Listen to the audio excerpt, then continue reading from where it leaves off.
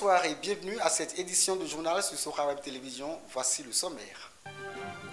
75 exposants venus de tous horizons étalent leurs œuvres artistiques et artisanales au CG1 de Dassazoumé. C'est à l'occasion de la foire régionale de l'artisanat du Bénin Centre ouverte à Dassazoumé. Plus de détails dans ce journal. Le comité d'organisation de la fête du 15 août s'apprête à faire vivre aux populations de Savalou et environ un événement inédit. Mariela Dou a rencontré ce dimanche 11 août le maire de la commune de Savalou, président du comité d'organisation.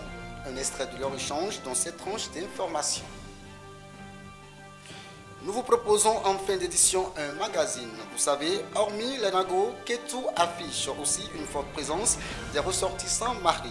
Coup de projecteur sur les communautés Mari de Kétou. Mesdames et messieurs, à nouveau bonsoir. À seulement 4 jours de la célébration de la fête de l'Ignam prévue pour le 15 août prochain, la ville de Savalou se prépare activement pour cet événement annuel qui rassemble les filles et fils de Savalou autour de l'Ignam Pilé. Sous la direction du maire Delidi Windo, le comité d'organisation met tout en œuvre pour garantir une fête mémorable. Dans un entretien exclusif accordé à notre rédaction, le président du comité d'organisation nous dévoile les détails de ce programme et les préparatifs en cours pour assurer le succès des festivités. Il était au micro de Mariela Dou. Déjà, aujourd'hui, dimanche 11 août, il y a l'installation des forêts. Et nous avons deux sites de foire. Il y a la grande foire artisanale de Savalou et la foire départementale agro-pastorale des collines. Et donc les deux foires auront lieu sur le territoire de Savalou ici.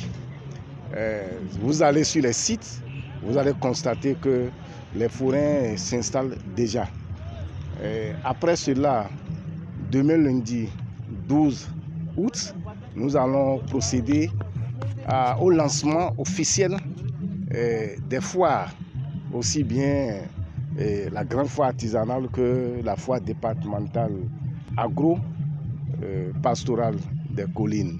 Et ces deux foires seront lancées et le 13, vous allez assister à un marathon soutenu par des sponsors comme l'ABPF, MTN, Coca World, la Béninoise, Move Celtis, même la Loterie nationale du Bénin. Et seront là pour soutenir le marathon le 13. Le 14, ce serait la effervescence même de la fête où nous allons assister à la première, c'est-à-dire déjà à 9h, 9h30, à la cérémonie de la coupure de la nouvelle IAM, suivie de la consultation du FA. Et ça sera fait au palais, mais dites-vous que le monde que ça draine, le palais ne pouvant pas supporter le monde que cette cérémonie draine, nous l'amenons au carrefour des feux, carrefour Tchéti, c'est là où tout va se passer. Dassazoumé accueille la première édition des foires régionales de l'artisanat du Bénin Centre. Cette initiative est portée par le Fonds de développement de l'artisanat, la Chambre des métiers de l'artisanat et le ministère des petites et moyennes entreprises et de la promotion de l'emploi. Reportage. C'est sur ces mots d'espoir et de joie que je déclare officiellement lancée la première édition de la foire régionale de l'artisanat du Centre. Vive la foire régionale de l'artisanat au Bénin, je vous remercie. Elle est lancée, la première édition des foires régionales de l'artisanat du Bénin ce vendredi 9 août 2024 à Dassazoumé, organisée par le ministère des Petites et Moyennes Entreprises à travers le Fonds de l'artisanat en collaboration avec la Chambre des métiers de l'artisanat. Les artisans ont massivement répondu à cet appel qui va leur permettre de mettre en valeur leurs différentes œuvres. Le Fonds de développement de l'artisanat, à travers son directeur général, Nestor Clétus Guézo, réitère son soutien indéfectible à l'endroit de l'artisanat au Bénin. Le Fonds de développement de l'artisanat, fidèle à ses attributions, continue de nourrir son ambition de soutenir et d'accompagner le développement et la promotion des entreprises artisanales et des artisans à travers l'organisation des salons et foires de concert avec la Chambre des métiers de l'artisanat du Bénin. Mesdames et messieurs, chers distingués invités, vous conviendrez avec moi que face au défi de booster la production avec la création de la valeur ajoutée, de la richesse et d'emploi, le secteur de l'artisanat reste et demeure l'un des principaux piliers. C'est ce qui justifie d'ailleurs l'attachement du gouvernement de son Excellence, le président Patrice Talon, à ce secteur et les réformes structurelles engagées afin d'offrir les meilleures opportunités de visibilité et d'affaires à nos valeureux et talentueux artisans et entreprises artisanales de toutes les contrées du pays. Cette foire a rassemblé de nombreuses personnalités, dont le directeur de cabinet du ministère des PME, Kolade Okudjou, la première vice-présidente de la Chambre des métiers de l'artisanat, Sabine Maouyon Akplogan, les préfets des collines et du Koufo, sans oublier les hauts dignitaires des religions endogènes. Selon Kolade Okudjou, l'État béninois, vu l'importance de ce secteur, en a fait son cheval de bataille. L'artisan béninois, par sa diversité et le nombre d'emplois qu'il crée, est un secteur indispensable et stratégique. Il est un puissant outil de développement avec ses 8 branches d'activité, ses 40 corps de métiers qui regroupent 175 métiers. C'est la raison pour laquelle le gouvernement travaille à accompagner, former et professionnaliser les artisans afin de révéler le secteur. Ainsi, au terme des 2 grandes réformes opérées depuis l'avènement du gouvernement de la rupture, à savoir la création de la Chambre des métiers de l'artisan du Bénin, avec une loi pour mettre en place les organes, et la rénovation du certificat de qualification des métiers, il était important pour le gouvernement de mener des actions fortes pour développer et donner de la visibilité au secteur. La cérémonie à laquelle vous participez ici ce jour est l'illustration de la nouvelle démarche du Salon national de l'artisan béninois, qui sera désormais précédée par l'organisation des foires régionales dans différentes régions du pays, à savoir le centre, le sud et le nord. Dr Jacob Afoura, directeur départemental Zou Collines de l'artisanat, en profite pour lancer un appel à l'endroit de la population des collines.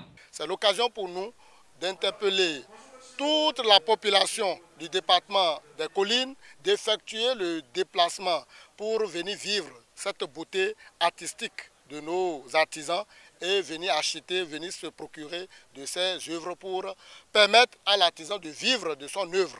Après la cérémonie, les autorités ont parcouru les stands pour découvrir les œuvres artisanales exposées. Prévue pour une durée de 10 jours, la foire se poursuit jusqu'au 18 août 2024.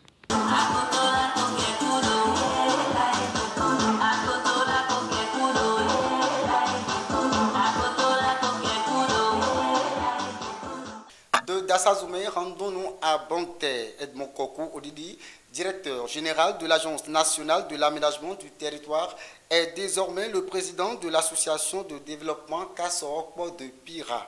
Il prend les rênes de l'association des mains du général Théophile Kakou. Le nouveau président dresse les priorités qui s'imposent à cette association de développement. Il a été interrogé par Marc Wessé sur des images prises par Majid Liadi.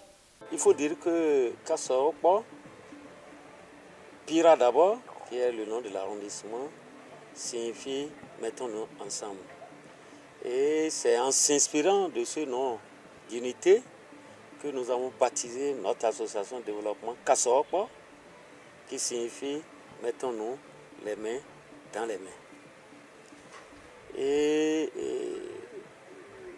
comme vous voulez le signaler, l'un des tout premiers chantiers, c'est de faire en sorte que les filles et les fils de Pira soient mobilisés davantage autour de ce développement de l'arrondissement de Pira à travers donc cet instrument que nous appelons Kassorokpo. Donc, la première priorité, c'est de travailler pour qu'il y ait une plus forte mobilisation sociale autour de cette association de développement. Nous avons cette année mis dans le SPBN de Kassaopo la diaspora. La diaspora Afrique, la diaspora Amérique, la diaspora Europe et Asie. Pourquoi? Tout simplement parce que nous voulons que toutes les filles et tous les fils de Pira répartis partout dans le monde puissent apporter les petites pierres au développement de cette cité. Donc ça c'est une innovation majeure et nous allons travailler à ce que partout les enfants de Pira sont, qu'ils n'oublient pas qu'ils sont venus de quelque part et qu'ils ont l'obligation d'apporter leurs pierres à l'édifice de la construction de cette belle cité que nous appelons Pira. Ça c'est le tout premier chantier. Le second chantier, comme vous avez pu le constater déjà à travers l'organisation de ce congrès, nous avons fait coïncider le congrès de cette année à un événement historique que nous organisons toujours depuis la création de ce village que nous appelons la fête identitaire Boko Achoko. Boko Achoko, cette fête qui est en quelque sorte une fête des prémices, date de la création déjà de ce village depuis le XVIe siècle. Et tous les enfants de Pira se reconnaissent à travers cette fête identitaire qui est la fête de Boko Achoko. Notre ambition à travers Kassaopo, nous le faisons déjà, c'est d'accompagner l'organisation de cette fête, de lui donner toujours un cachet spécial pour que cette fête non seulement rayonne, mais rayonne seulement au niveau de Pira, au niveau de la commune, mais au niveau donc national, pourquoi pas au niveau donc à niveau international. Les autres chantiers portent sur les autres questions liées aux problèmes qui se posent au niveau de la localité. Vous avez vu, Pira c'est le tout premier arrondissement qui depuis 1973 a un plan de voirie. Et tout le monde le reconnaît. C'est ce plan de voirie qui a fait l'attractivité de l'arrondissement de Pira.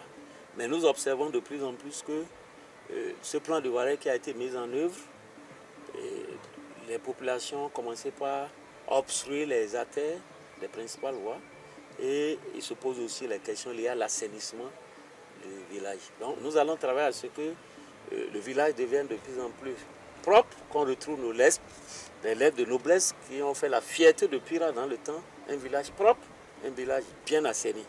Ça c'est aussi un second chantier, un autre chantier. Les autres chantiers portent sur les questions liées par exemple à l'éducation, à la santé, à l'électrification rurale.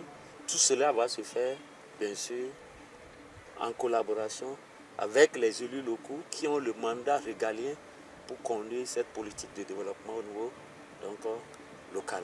Des collines, prenons la direction du plateau. La ville de Kétou, habitée par une forte communauté de Nago et Roli, détient également un groupe important de Mari qui s'identifie par sa culture.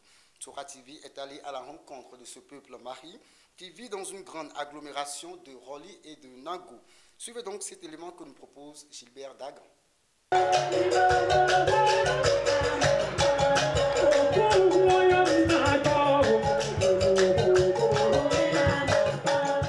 Nous ne sommes pas ici à Savalou, encore moins à Aklampa, mais bien à Pankou dans la commune de Kétou, ville située au sud-est du Bénin. Kétou, commune du département du Plateau, avec une forte densité de Nago et de Roli, abrite tout de même sur son territoire une forte communauté Mari, vivant dans 2 de ses 6 arrondissements. Il s'agit de Adakblame et de Pankon. C'est d'ailleurs une des filles de l'un de ces 2 arrondissements, nommée Lucie Sessinou, très fière de ses racines Mari selon ses propres mots, qui préside aux destinées de toute la commune. Nous sommes Mari et nous en sommes fiers. Nous nous distinguons à travers notre langue et notre culture. C'est pour cette raison que je voudrais encourager tous les maris à travailler pour conserver les valeurs de nos ancêtres. Le manioc et le maïs sont les principales cultures vivrières produites à Kouankon. Ces cossettes de manioc servent d'ailleurs à la préparation du lafou, un des mets les plus répandus ici de la cuisine Mari de Kéto. Comme tout bon Mari, les populations de Kouankon s'offrent beaucoup de moments de réjouissance agrémentés, pour la plupart, par les rythmes Toba Hanyé et Tiengouma.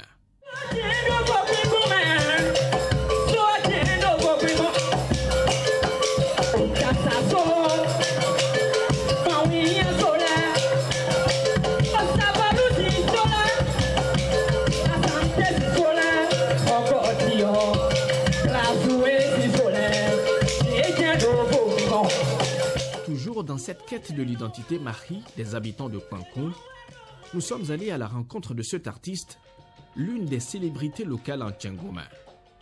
Son style vestimentaire et sa prestance sur scène renseignent indiscutablement sur l'appartenance des habitants de Kouankon à l'ère culturelle Mari. Le Tiengouma, on peut dire que c'est dans mon sang, parce que c'est pour mon grand-papa. Et puis moi, je suis héritier de ça, quoi.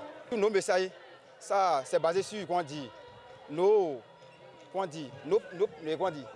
nos piliers sur, quoi. Souvent, nous, on chante sur, quoi, on dit, on chante en indice, quoi, en parabole, quoi. Parce que, comment on dit, on chante sur ce qu'il fait, comment on dit, mal.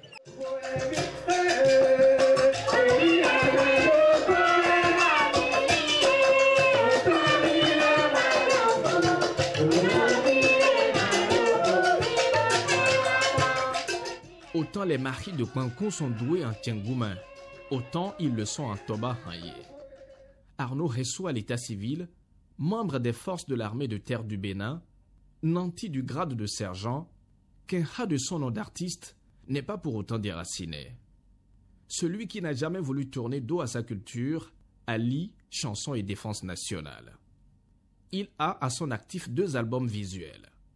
C'était l'une des curiosités de l'édition 2023 du festival Mari Wendo, qui se tenait dans son Kouankon natal.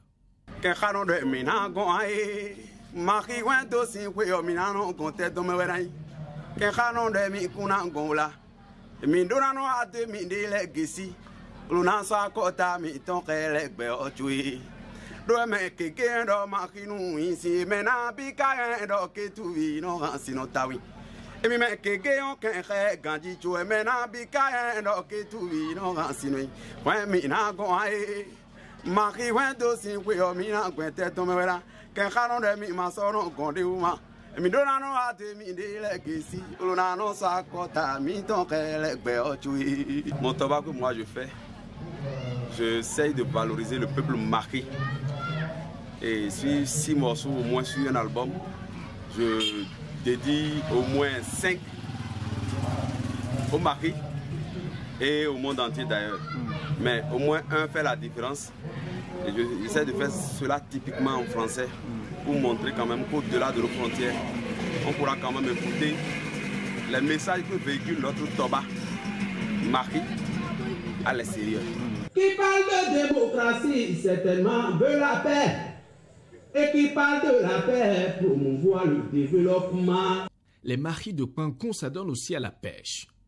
Sur leurs traces, nous sommes allés tomber sur d'autres pêcheurs Mari d'un hameau de Zayanado. Ce fut l'occasion pour nous de vérifier la fraternité agissante dont font preuve ces 2 communautés sœurs, réunies par le sort et qui témoignent tout partager. Et c'est sur cet élément de Kétou que nous mettrons un terme à ce journal. Merci de nous avoir suivis. À très bientôt.